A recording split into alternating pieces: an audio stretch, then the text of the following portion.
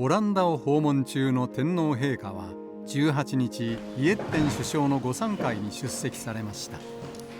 I would like to express my deep gratitude for the warm words of welcome.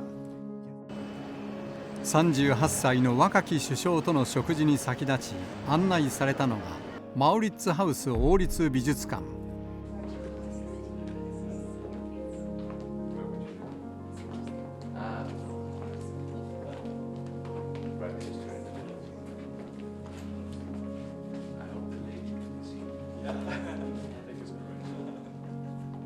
王室のコレクションを起源としていて、オランダが誇る画家レンブラントやフェルメールの作品が飾られています。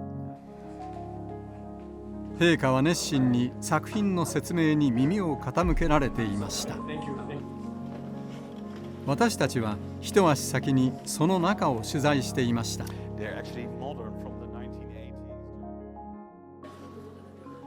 But let's go there probably. I think it's better, yeah.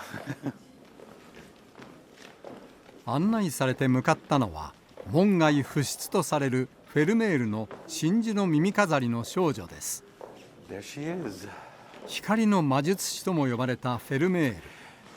We see the girl with a pearl earring by Vermeer in the Maurits House in The Hague, and she is perhaps the most popular painting in this museum.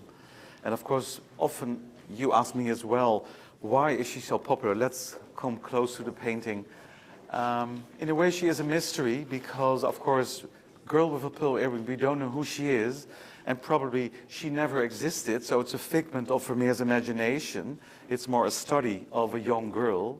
And actually, her dress is not contemporary dress in Delft, the city where Vermeer lived and worked. So it is really like a fantasy figure. And also the pearl, of course, if you would have such a big pearl, you would have to be the richest woman in the world.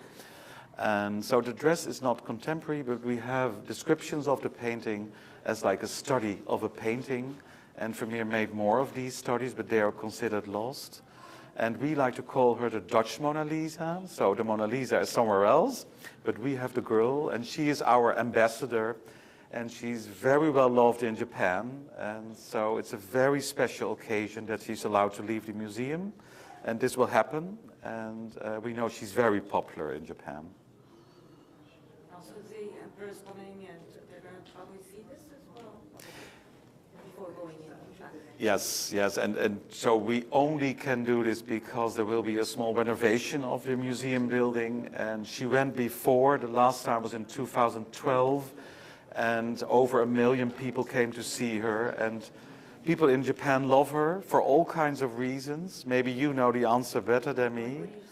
I think she is like an idealized figure, and maybe she appeals to Japanese taste.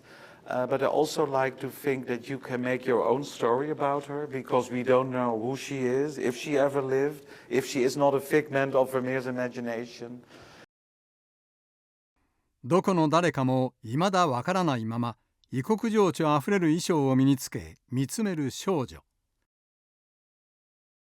ターバンはフェルメールブルーと呼ばれる、当時金よりも価値が高いとされた貴重な鉱石、ラピスラズリを惜しみなく使った深く美しい青が目を引きます。オランダ版モナリザとも呼ばれ、謎に満ちたミステリアスな存在感のある作品。何を目で訴えているのか、そして誰なのか。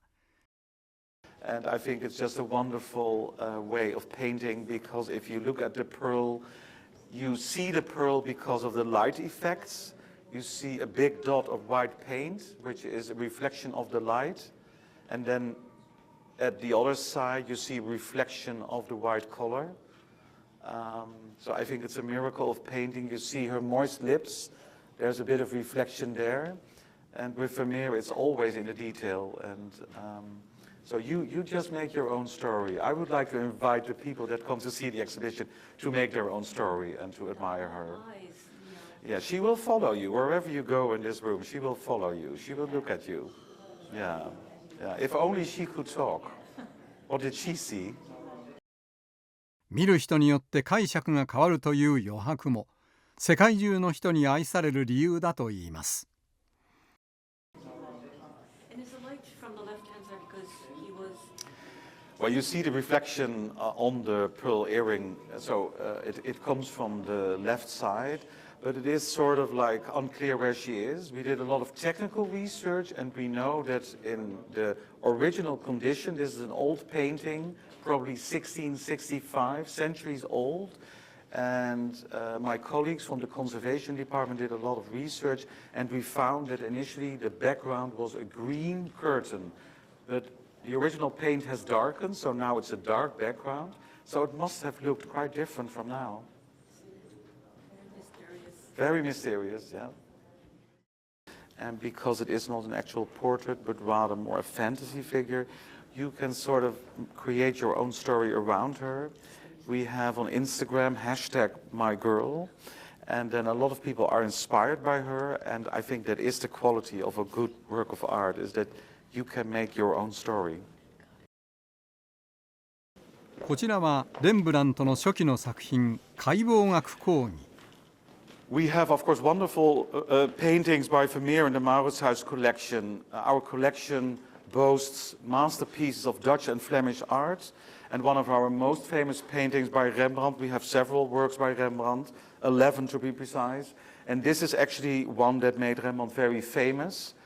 The subject might surprise you, an anatomy lesson. So this is actually something that really happened in 1632. This is the dissection of a deceased man. He actually was a criminal who had been sentenced to death. And what they show you here is the workings of the muscles of the hand. But at the same time, it is a portrait of all these surgeons from the Amsterdam Guild.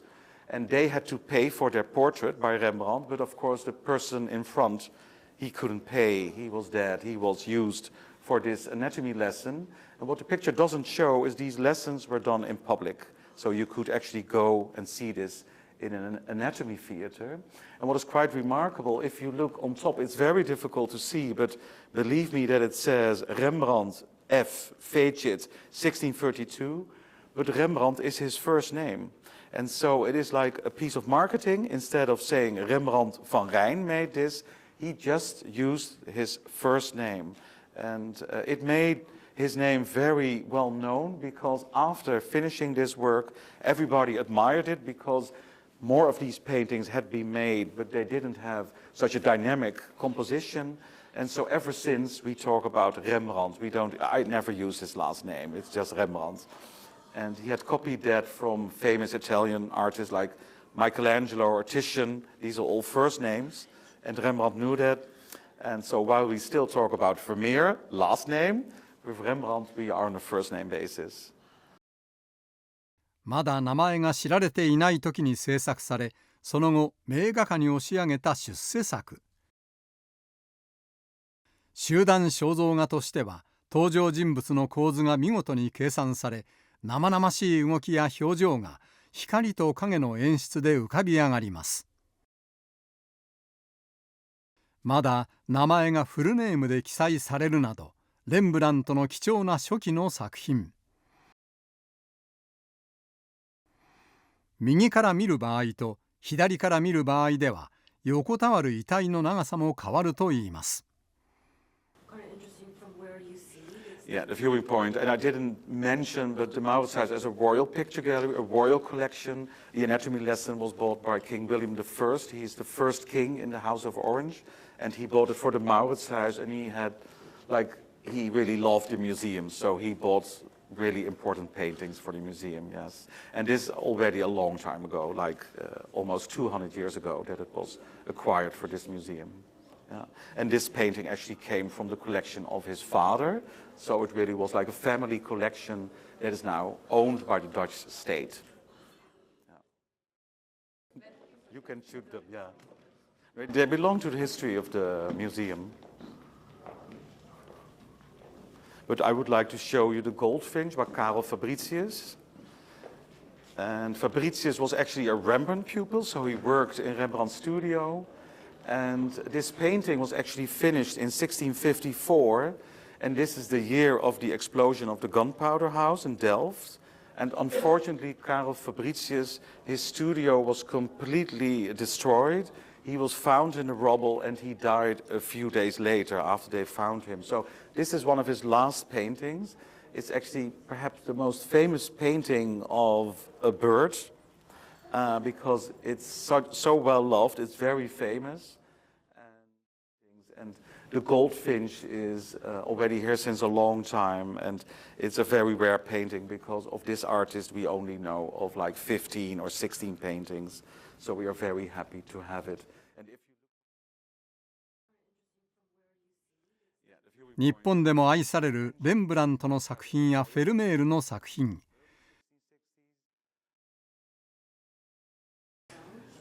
Yes, of course, in this room we have other painting. We have an early painting by Vermeer. We could actually see that painting now. It's a history painting. That is probably the first paintings by Vermeer in existence. And this is not a scene from daily life necessarily, but based on a book by Ovid, Metamorphoses. So a history painting, this is the goddess of the hunt. You recognize she has a little moon crescent on her head and her feet are being washed. If you wouldn't know it is by Vermeer, it is very much inspired by Italian works of art, the coloring and the technique. And Vermeer left this, so he decided, I don't want to paint scenes from books, but I want to paint what I see, the daily life. And of course,